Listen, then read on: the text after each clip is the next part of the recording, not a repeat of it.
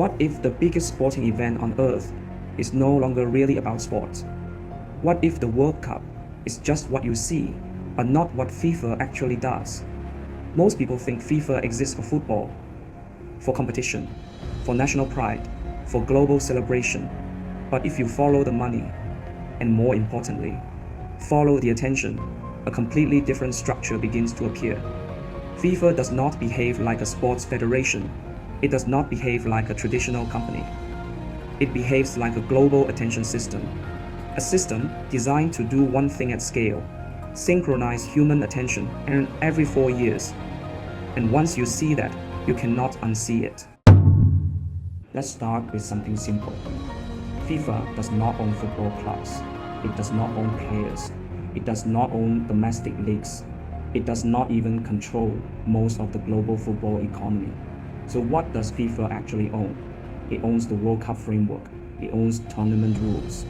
And it owns the global distribution rights of the most watched sporting event on earth. That distinction is everything. Because in today's world, ownership is no longer about physical assets. It is about controlling attention flow. Now let's talk about scale.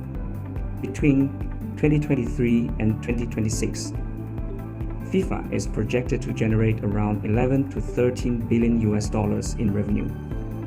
But the number itself is not the story. The structure is: the largest share comes from broadcasting rights, not ticket sales, not merchandise, and not even sponsorship alone. It comes from media distribution. Broadcasters are not buying football. They are buying access to a synchronized global audience that only appears once every 4 years.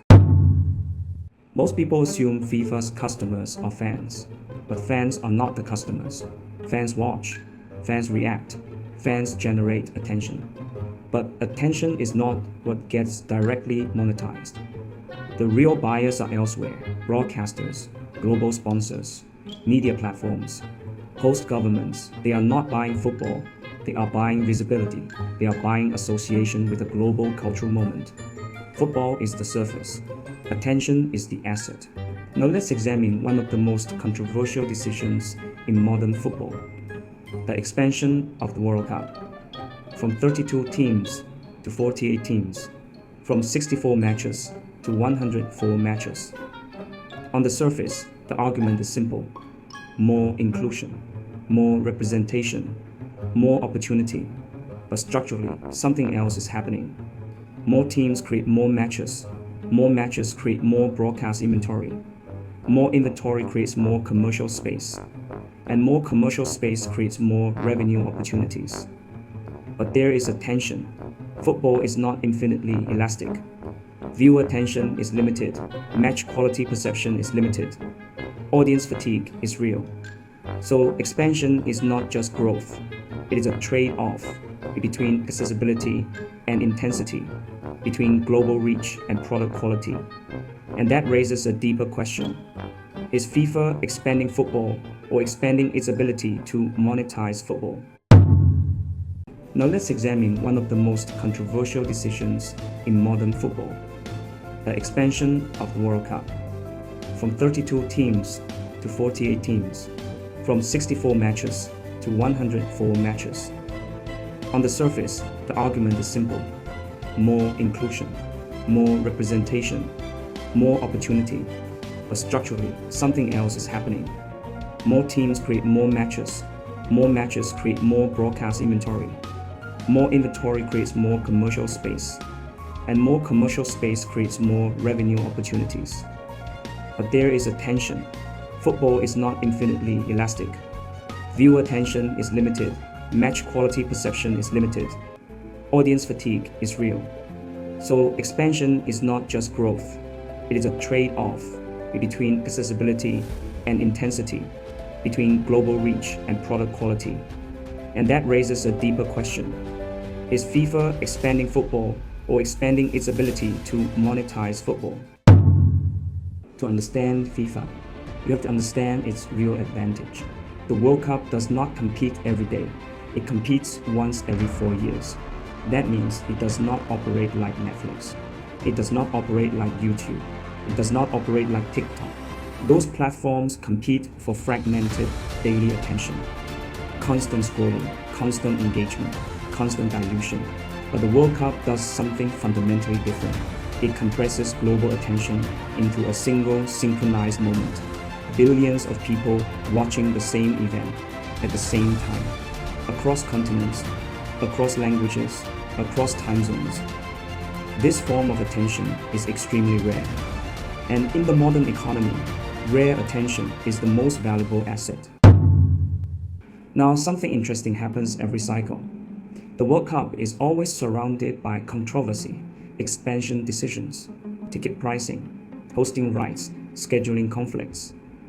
At first glance, controversy looks like a problem, something to be avoided. But structurally, controversy plays a different role. It increases attention density, it creates constant media coverage. It extends the life cycle of the event far beyond the matches themselves. But here is an important clarification. This is not manufactured manipulation. It is a systemic outcome. When your business model is built on attention, any friction becomes amplification. At this point, FIFA is no longer just competing with sports organizations.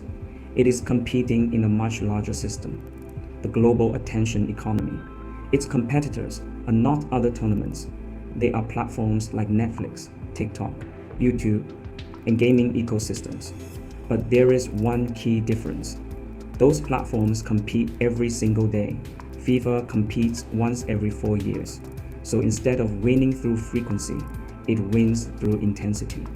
And no digital platform can easily replicate that level of synchronized global focus. Now here is where the story becomes more complex.